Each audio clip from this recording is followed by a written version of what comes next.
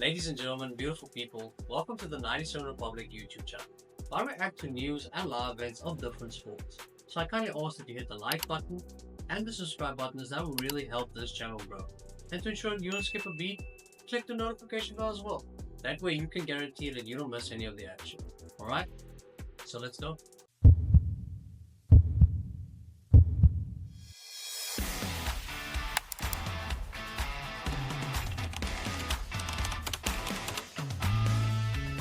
Predictions for the main card of UFC Fight Night, Cannonier versus Gregory Rodrigues, starting right now. So, the main card of this event has 6 fights. So we're starting off in the featherweight division.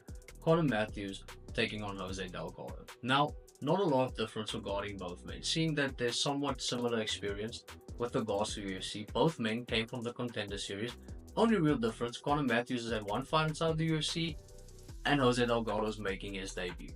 And with regards to skill set, Conor Matthews, out of his 7 victories in his professional career, 5 of them has come via submission. Yet, when looking at him in the Contender Series, in his UFC debut against Dennis Budka, doesn't initiate wrestling exchanges, doesn't seem to want to take his opponent down and finish them on the ground, which is odd, seeing that he's clearly comfortable doing Brazilian Jiu-Jitsu inside of the cage and basically submitting his opponent. And with regards to Jose Delgado, out of his 8 professional victories, 4 of them has come by a knockout, 4 of them has come by a decision.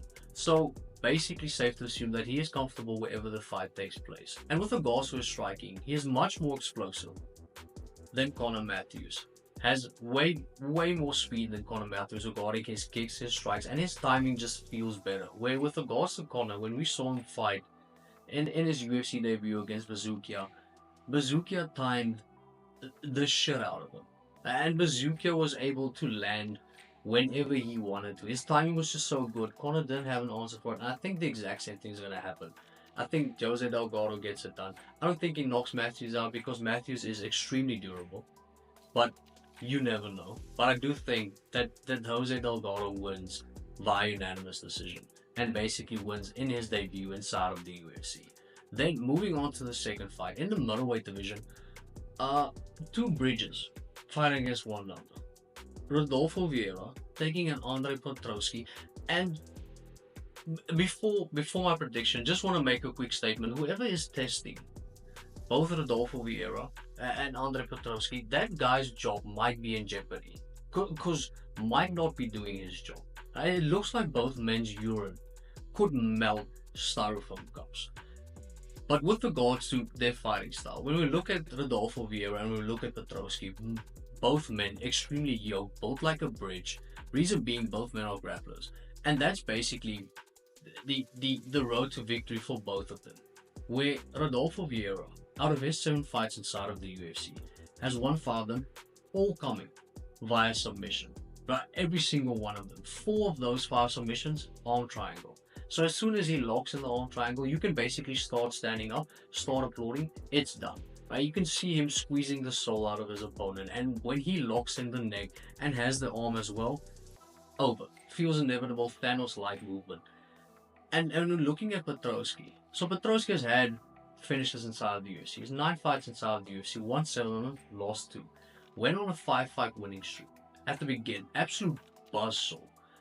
Then lost 2 in a row, now went on to win 2 in a row. The only problem with Petroski's wrestling, with regards to how Petroski handles the fight whenever he takes his opponent down, is Rodolfo is dominant. You know the clear path for Rodolfo is submitting his opponent, where Petroski sometimes feels like he is playing for position, jockeying for position, and basically just wants to sometimes see the round out, win on the scorecard. And what is odd, usually when you see 2 grapplers that match up quite even against one another, they'll probably end up striking. If that is the case, Petroski wins. Much better striker, much more powerful, much more explosive regarding his strikes. But I'm picking Rodolfo Viera to win. I think either Petroski maybe goes for a takedown and gets caught with a guillotine. I can see Rodolfo pulling guard as well, just to try and have Petroski on the ground, have him wrestle him on the ground, because Rodolfo Viera is a Brazilian Jiu-Jitsu world champion. I think Rodolfo wins this fight. I think Petroski would like it to play out on the feet. Rodolfo would not. I think Rodolfo could actually manage to get a takedown. I think he submits Petroski. Then going on to our third fight in the lightweight division, Ismail Bonfim taking on Nazim Sadykhov. Now, a lot of similarities regarding these fighters, seeing that both of them has had 3 fights inside of the UFC. Both of them came off the Contender Series. Both of them has had a win over Terence McKinney, and they're somewhat the same age. So a lot of similarity, even the way, I would say the way they fight, but how they prefer the fight to play out is somewhat the same. Now, with regards to Ismail Bonfim and how he matches up against Nazim, I think he's the better striker. And when we saw him land that knee against Terence McKinney, thought something special might be on the cards. And with regards to his striking, he's way more explosive and has a lot of kicks as well, throws a lot of leg kicks as well, and has good wrestling defense. With regards to striking, don't think there's a lot of unranked lightweights that could actually compete with Ismail Bonfim. And that is the problem with Nazim. Seeing that Nazim is fundamentally a boxer. But the problem is, with regards to his defense, he doesn't move out of the way a lot of the times, even though he has a lot of head movement, head gets off the center line a lot. The problem is, he gets hit a lot. And when we saw him in his previous fights, we saw him get hit a lot, especially against enders. So, personally, I feel like Ismail Bonfim is knocking out Nazim Sadykhov. And I think he gets it done in the second round. I think he's a better striker. He has a lot more speed in his strikes, way more explosive in his strikes, has a better arsenal of striking, especially when we saw that flying knee against Terence McKinney, one of the best, nastiest knockouts ever seen inside of the lightweight division.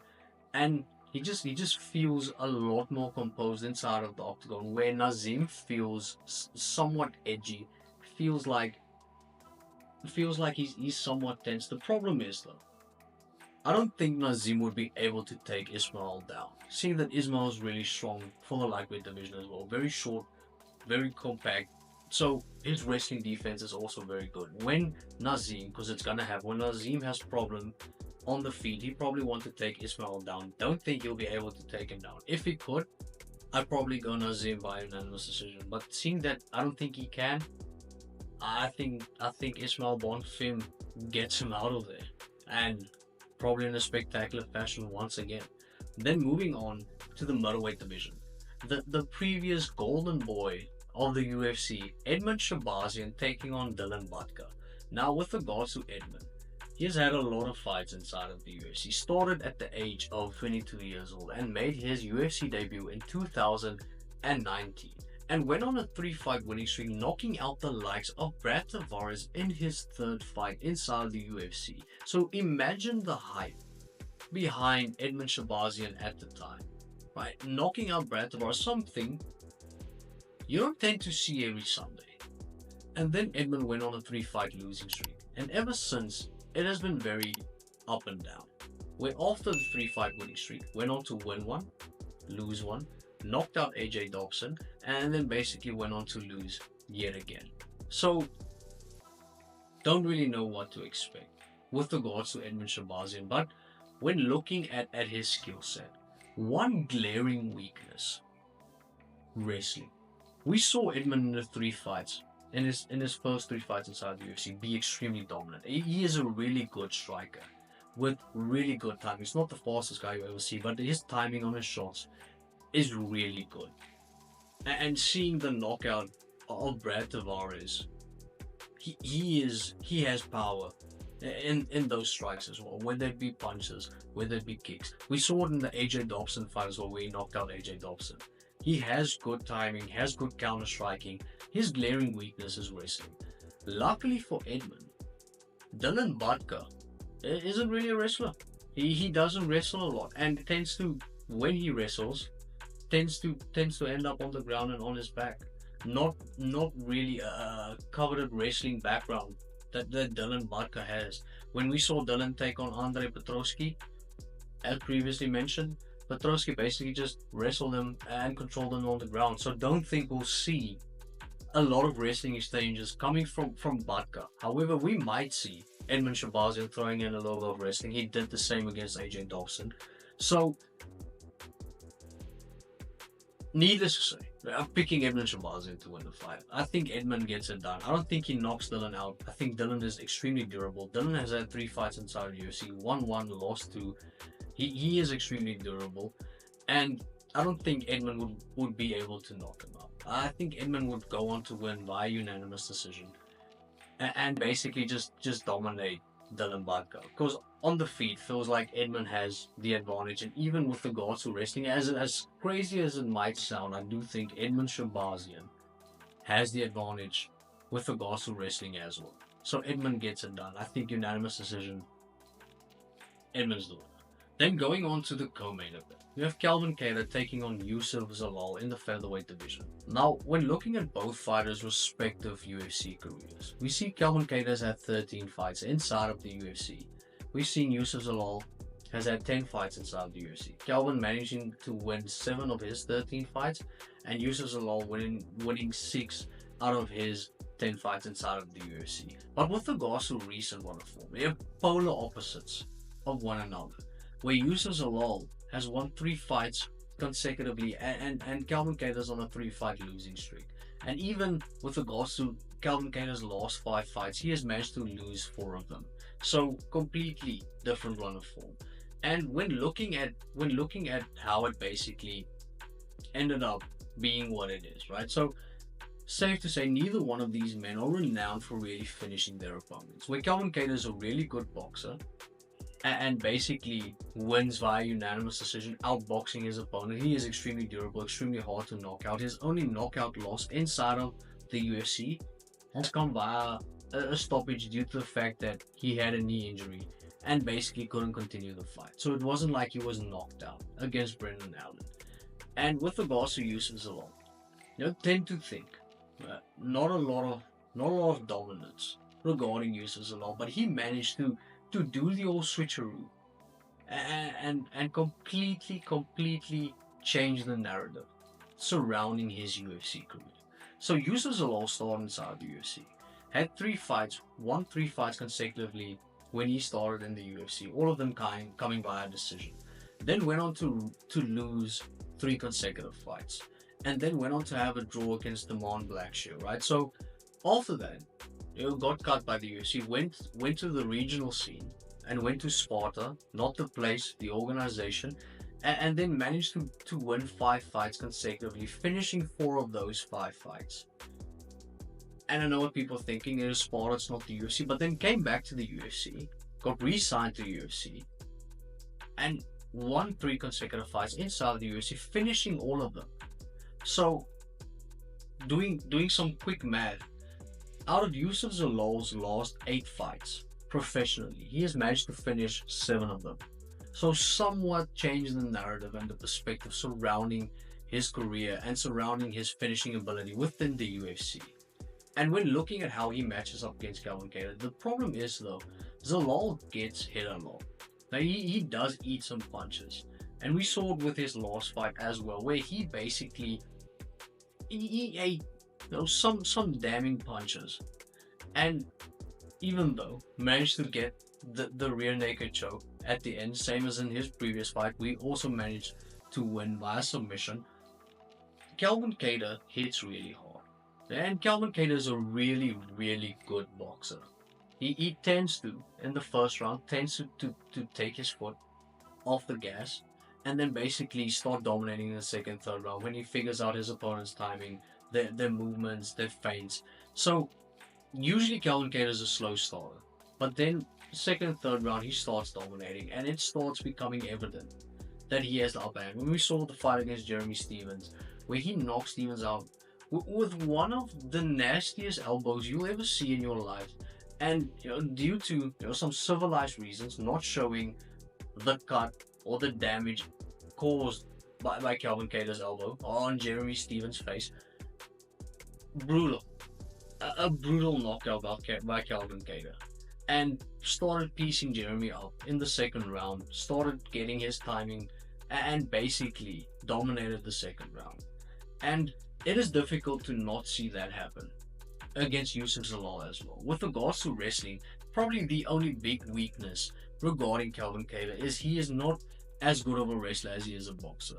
And whenever he fights somebody that know that they probably won't be able to match his striking credentials, they usually just tend to take him down. We saw it in the Aljo fight as well. So the glaring problem for Calvin Kattar would be wrestling. The upside of it, Yusuf Zalal doesn't really wrestle a lot. However, I think he will try and implement wrestling in this fight. Because if he doesn't, I think Calvin wins this fight. I think Calvin wins by unanimous decision. But if Yusuf Zalal manages to initiate wrestling exchanges, actually manages to get Calvin down, I think Yusuf will win. And that's why I'm picking Yusuf Zalal to win. Right? He's been on a 3-fight winning streak. And confidence is really key inside of the UFC, especially with regards to recent run of form. And seeing how Yusuf Zalal has basically resurrected his career, especially inside of the UFC, you gotta back the streak. You always back the streak. So Yusuf Zalal winning by unanimous decision. I think he basically wins round 1 and 2. I think maybe Calvin Kattar comes back to win round 3. It doesn't prove to be enough. Yusuf Zalal wins the co-main event. Then heading into the main event, a lot of fireworks. Promised fireworks inside of the main event. We have Cannonier taking on Gregory Rodrigues. Now, I don't know what it is with middleweights, but I don't think they're being tested. If we look at how massive middleweights are nowadays, back in the day, if we look at Izzy, we look at Robert Whittaker, we look at Anderson Silva, even if we go back, Chris Weidman, probably the only one that stands out that was really big was Luke Rockhold, but even Michael Bisping, not necessarily massive guys, apart from probably Luke Rockhold and Yoel Romero. But this new era of middleweight seems like they know something we don't. If we look at Rodolfo Viera, if we look at Petroski, if we look at Gregory Rodrigues, if we look at Dricus du Plessis, massive men in the middleweight division. Gregory Rodrigues taking on Cannonier. Now, I previously made a video looking at both men's respective strengths and weaknesses inside the octagon. And if you want to revisit that video, you can basically just click on that link, and yeah, that one, and you can revisit the video, watch it if you haven't seen it, revisit it if you have. Basically, in depth, breaking it down and analyzing their respective skill sets within the UFC. Now, with regards to my prediction, I think Gregory Rodrigues gets it done. I think Gregory Rodrigues gets it done by unanimous decision. If we look at Gregory's last fight against Christian Leroy Duncan, we saw that if he is unable to finish his opponent, if his opponent is that durable, what RoboCop tends to do is basically take them down and score some points, but dominate, do some damage. And I do think he is too big for Cannonier to avoid these takedowns, even though, no disrespect to the Killer Gorilla, I'm a big Cannonier fan. But with that being said, it also feels like both men are trending in the opposite direction with regards to their careers. Seeing Cannonier coming off a 2-fight losing streak, and basically Gregory Rodrigues being on a 3-fight winning streak, just feels like it is inevitable that Gregory will surpass Cannonier inside of the middleweight division. I think he gets it done. I think he either wins by unanimous decision, or he probably knocks out Cannonier. Now, don't see that happening, seeing how durable Cannonier is. But after his loss against Nasruddin, getting pieced up by Caio Borralho, Cannonier tends to get rocked a lot. The only thing is he's so durable that his opponents never seem to finish when they're able to stun Jared. We've seen this in the Caio Borralho fight. We've seen this in the Nasruddin fight. Even against Robert Whittaker back in the day, we saw Cannonier get hurt. The only difference is that he gets hurt, but he recovers. I don't know whether that is the case when Gregory Rodrigues connects, because Gregory is incredibly strong, has a lot of power in those hands, especially seeing that it's straight punches. It comes with a lot of speed as well. Wouldn't be surprised if Gregory knocks out Cannonier. I wouldn't be surprised at all, just seeing what Gregory has been capable of. If we look at his elbows on the ground, if we look at his knockout in his fights, if we look at his knockout against Julian Marquez, incredible power. I'm picking Gregory Rodrigues to win, though. I think it's going to be 5-round unanimous decision, and some rounds take down Jared Cannonier, basically dominate him, do some damage, cut him open, and win the fight. That's basically my predictions for UFC Fight Night, Cannonier versus Rodrigues. Let me know in the comment section, who do you think is going to win every single matchup? What are your predictions? You can even add the method that it's going to happen, whether it's going to be stoppage, unanimous decision. I would really love to hear your opinion, hear your thoughts, and also see them in the comment section.